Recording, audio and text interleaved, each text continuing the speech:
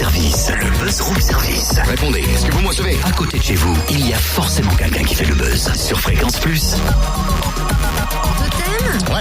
Toi qui aimes relever les défis, t'aimerais pas en réaliser un autre jeudi? Jeudi, dis-moi quoi faire. Moi, je suis un homme de défi, tu le sais bien. Hein. Faire du sport sur une scène. Bon, ça va, ça devrait pas être trop être compliqué pour moi. Alors par exemple, tu pourrais faire du basket sur la scène tout en volant au-dessus des spectateurs et en chantant libéré, délivré. Et s'emballer un mars aussi, non, pendant qu'on y est. C'est une bonne idée ça.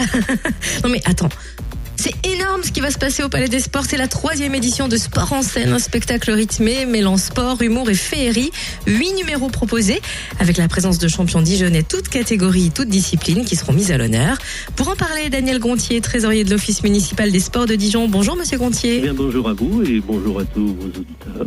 Alors en quoi consiste exactement Sport en scène? Alors Sport en scène, c'est depuis 3 années maintenant, après les immenses succès en 2013 et 2014, c'est un pari un peu fou, mais réaliste, parce que des champions de toutes catégories et de toutes disciplines seront mis à l'honneur de par leur titre obtenu, titre de au moins champion de France, champion du monde, champion d'Europe bien sûr, et olympique quand il s'agit d'Olympiade, seront mis à l'honneur ce soir-là en mariage avec des artistes qui viennent et qui participent au plus grand cabaret du monde.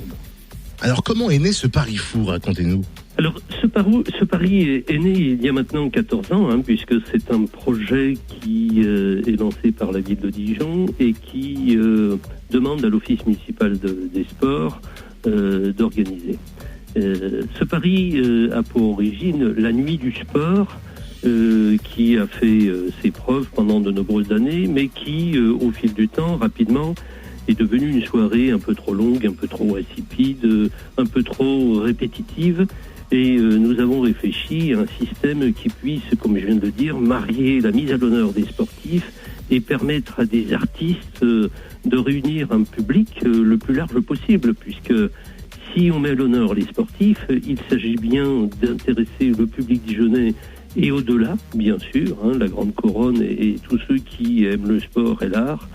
Et c'est la raison pour laquelle, de toute façon, on présentera le jeudi 19 8 grands numéros, dont certains, de toute façon, présentent des exercices uniques au monde.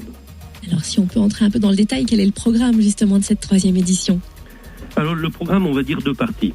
On ouvre les portes du Palais des Sports Jean-Michel Geoffroy à Dijon à 18h. De 18h15 à 19h, on va appeler cela la première partie, une mise en bouche avec le groupe de danse Nastasia qui va évoluer donc de 18h15 à 19h avec des danseurs dont certains ont des titres nationaux voire internationaux, suivant une chorégraphie remarquable qui a été réalisée par Nathalie Chevalier. Et à 19h précise, c'est le début de notre grande soirée avec notre animateur qu'on ne présente plus, Anthony Gunocor. Et on va démarrer immédiatement, de toute façon, avec un numéro de transformiste avec Maxime Minerbe. C'est l'Arturo Brachetti français. Dijon compte pas moins de 300 associations sportives, un vrai vivier. Comment les sportifs accueillent-ils l'événement? Alors, 300 associations sportives et pour cette année, 112 sportifs mis à l'honneur, 112 sportifs au moins champions de France, et 4 du Grand Dijon, des communes qui ont répondu, puisque maintenant on élargit notre consultation pour mettre à l'honneur les sportifs. Donc 112 sportifs qui se répartissent dans des disciplines les plus larges possibles, dont certaines activités, je pense au discopathe disque golf par exemple, le bowling classique Dijon, le Dijon triathlon et bien sûr les éternels, les incontournables, les champions d'Europe de boxe et les grandes disciplines sportives, qu'elles soient celles du hand, du basket et j'en passe et des meilleurs. Eh ben merci Monsieur Gontier. En tout cas, rendez-vous dès 19h ce jeudi 19 février au Palais des Sports de Dijon. C'est gratuit, ouvert à tous et à toutes. Et comme d'habitude, plus d'infos, direction l'Office municipal de Dijon.